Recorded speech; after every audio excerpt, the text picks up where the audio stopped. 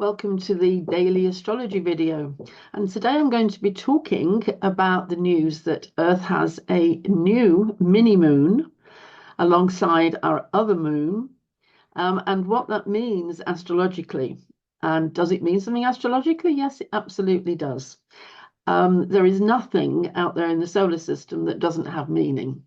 How could you have a planet that means this and another planet doesn't mean anything? Or an asteroid means something, but the other asteroid means nothing. It all means something. I actually have a master's degree in the study of astrology. I am a research astrologer and I have been doing so for 30 years. I wrote the first book on the dwarf planets as they were discovered, and my astrology reading cards have sold 35,000 copies worldwide, and they're still one of the best sellers on Amazon. I think I understand and know how to tell you about this new mini moon. So for the whole story, stay here, and I can tell you that it is positive. This moon brings light, and I'm going to expand on that as we go through. I've got several things to share with you. So we will start with, let's look at the story to start with. So this little moon is actually an asteroid. I'm going to just share with you and show you how it's finished up round. Now, this diagram does look a little confusing. I have taken it from Wikicommons, so it is for public use, but it has been labelled strangely. Nevertheless, it's useful for what we want to look at. This is the sun in the centre. This green belt here is actually a belt called the Apollo asteroids. Okay. This is the planet Mercury. This is supposed to be the planet Venus. I don't know why there's a B there. This is Mars out here, and this is the Earth, which has a number 3 on it, which I don't understand either. But what I've actually used it for is just to show you this green belt, because in that green belt, there are very many thousands, millions probably, of tiny little rocks and debris left over from the formation of our solar system. And they continue to orbit just like the big planets. They're all trapped in the sun's gravity, and they're all quite happy, really. They were named after the mythological figure of Apollo, who in myth rides the chariot in which he carries the sun across the sky every day. Okay, so I'm just explaining actually one of these asteroids, what it's done is if here we've got the Earth, and let's say the moon is somewhere around here, right? One of these asteroids has just come to the Earth like this, and the Earth orbit and gravity has just managed to take over it for a short while. But this object is called a temporary captured flyby. There's a posh sentence, and that means that it will not be here for long. I'll just stop the share and I'll explain that. So it was first captured on the 29th of September 2024, and it's only going to be here for 56 days. On the 25th of November, it will loosen and leave Earth's orbit again and carry on its way. It's actually in orbit around the sun, but that orbit around the sun takes it very close to the Earth as it swings around the sun. So it has a name, if you can call it a name. It's called 2024, which is this year, and PeeTee 5. Now, I feel sorry for this poor little asteroid. The asteroid itself is only 10 meters wide, 33 feet maybe. A little tiny thing, like a little kitten, really. And I thought, well, we have to give it a name, PeeTee 5, PeeTee. So I'm going to call it PeeTee because I think that's a sweet name. So our second moon, just for a few days, 56 days, is called PeeTee. How about that? So a few more things to consider. Oh, by the way, PeeTee returns again in 2055. So that in itself is also important astrologically. It means something that keeps coming in because we need it to come in for a while, and then this isn't needed for a while and it goes off and does its rounds and then it comes back again. So that in itself is interesting. Right, I'm going to share some other things with you now. I've got a deck of cards out called the Greek Mythology reading cards. And what I'm going to do is I'm just going to share the Apollo image from that deck of cards, because I think we can get a lot of meaning from Apollo looking at this piece of art, which was actually on a gold coin. So we have here the god of light. And you can see the gold and the light that my illustrator Richard has used to decorate this card. It sure stands out. In actual fact, the disk of the sun is separate to the light that it produces in mythology.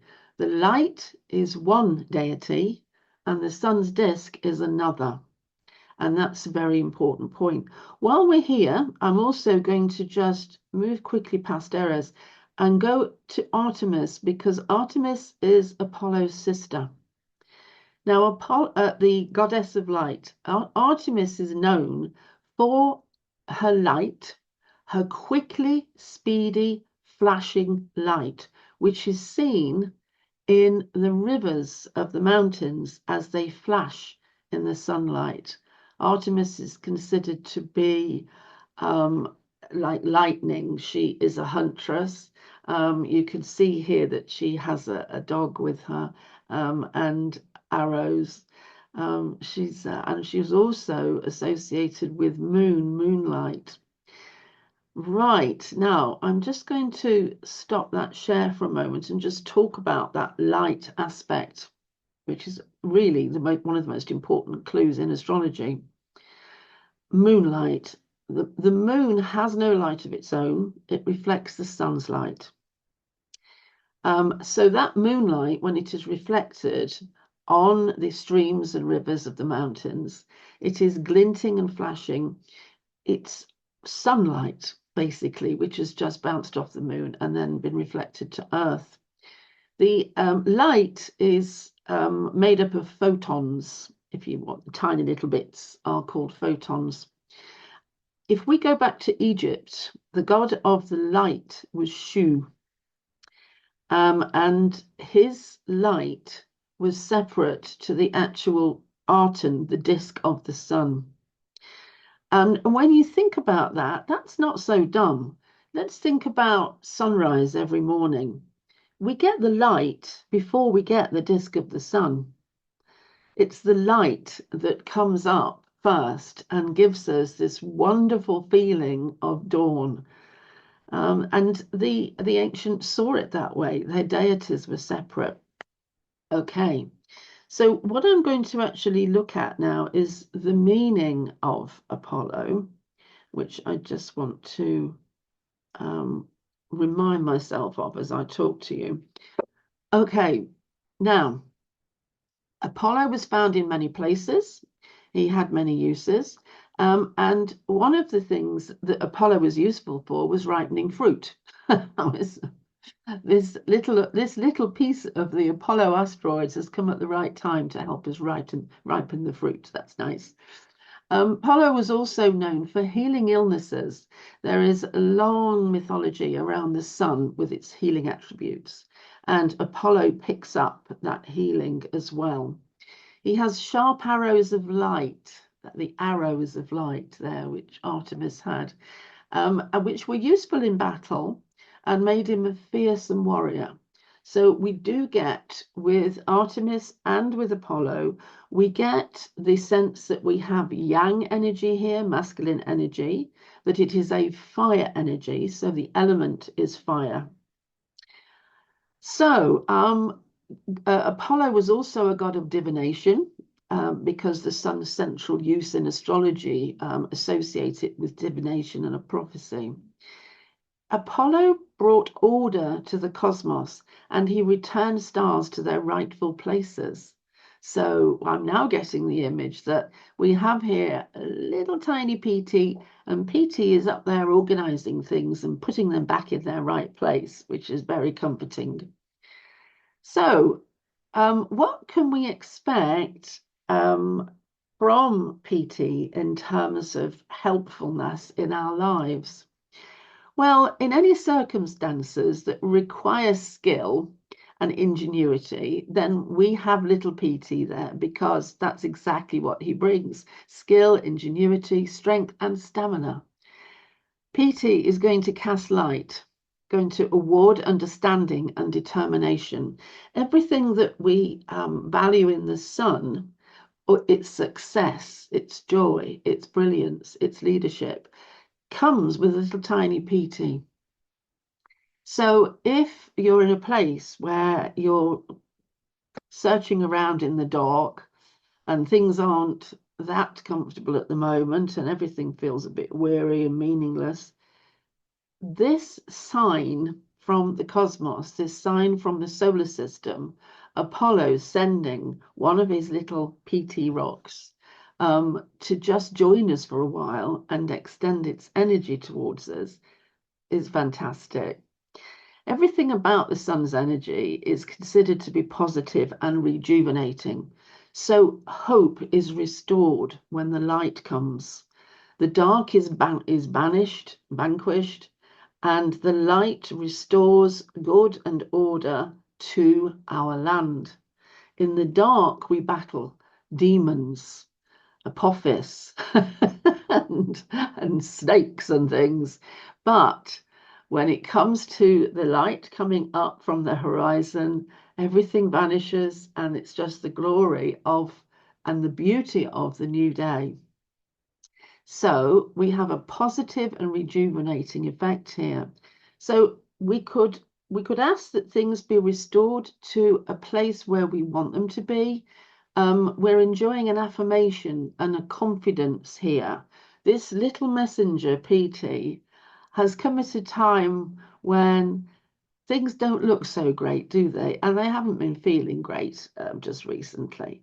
And as I was researching PeeTee, and I was, sorry, I'm just going to come back to you 1 second. Oh, I think I am already.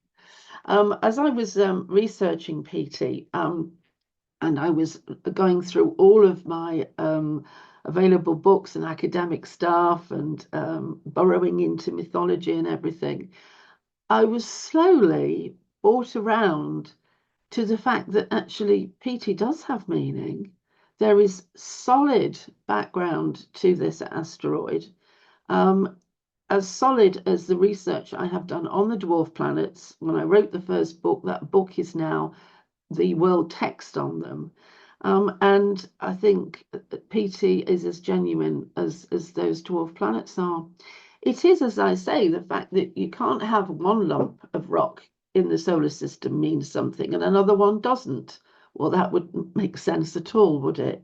The whole solar system has meaning. Everything in it has. It's not like dozens of grains of sand and stuff. I'm just going to 1 second. I think my dogs are 1 second, going to I could just see my dogs and the postman. Oh, here we go. So anyway, back to you now. So as I was researching it, I was thinking, my goodness, I am really happy with this sign, this symbolism. It looks absolutely fabulous. Right, so whereabout is PeeTee now? Well, there are a few reports on TikTok, I think, which talk about PeeTee being in Scorpio. Now, there's something I want you to understand here, because the ecliptic, which is the band around the sun upon which all the planets orbit, so all on one central plane, and on that ecliptic are the zodiac signs. So the ecliptic is divided into 12, and a zodiac sign takes a position on that band, that great circle around us. Now, We use something called the tropical zodiac in astrology, which is not the same one as the astronomers use. They use for their references um, patterns of stars, which are called constellations, and they are in a different place to the zodiac signs with the same name. So, unfortunately, there's a pattern of stars called Aries, but in a different place, there is a zodiac sign called Aries. So, you can't take from the internet information from the astronomers about where PeeTee is, whether it's in Draco, I think they're saying at the moment, which may well be right. But unfortunately, you have to go to the astrology coordinates and use those. So, although PeeTee was in Scorpio, PeeTee is actually now in Sagittarius. PeeTee has moved on. And it's at 8 degrees at Sagittarius as I talk to you. That may well change as if you're watching this after the 4th of October. It's actually conjunct Pallas Athena at the moment. And I thought that was amazing because everybody loves Athena and the asteroid Athena. So I think that was great. I think Athena is probably putting out her protection and polishing her armor and using all of her feminine intelligence, intuition, and guile to exchange things with little PeeTee. I hope so anyway. So that's where it is at the moment. So if you have something in your chart at 8 degrees of Sagittarius, then you have little PeeTee sitting on it at the moment. Perhaps you could write and tell me what you think you're getting from that. Meditate and see if PeeTee talks to you. Okay, right. I think I've told you everything about it. I think PeeTee is coming time for Halloween, by the way. So that's good. I need to thank my daughter Jess for this. She rang me this morning and said, Mum, get on the news. There's a new moon. And I'm going, a new moon, Jess, really? And then when I saw it, I was like, oh my gosh, there is one. So thank you, Jess, for that. That's really great. And if you haven't ever listened to my videos before, I do near daily videos. I don't do the weekends, and occasionally I miss a day, but near daily videos. They're a mixture of astrology tuition, cosmic insights, a daily reading. If you want to learn astrology, you'll be learning it as you go along the way with me. I keep things simple and I explain stuff. I've got a brand new book out called The Easy Way to Learn Astrology. And it's quite cheap and it's the best way to learn astrology. I struggled to learn astrology 30 years ago. This is the easy way to do it. I also have a website, AlisonChester-Lambert.com. So don't forget to go on that and hit subscribe on YouTube. Because if more people subscribe, as the numbers go up, then YouTube will show my videos to more people. More people will mean that we get a bigger audience, a bigger group, and then the whole world is learning astrology for free. My mission is that everybody should learn astrology for free. I don't want any money for this. I just want to know that everybody can get the degree of understanding and meaning in their lives that astrology brings, and that is magic. Wow, thank you very much. It's been great talking to you. I would appreciate seeing you again, and thank you very much for listening. Okay, bye.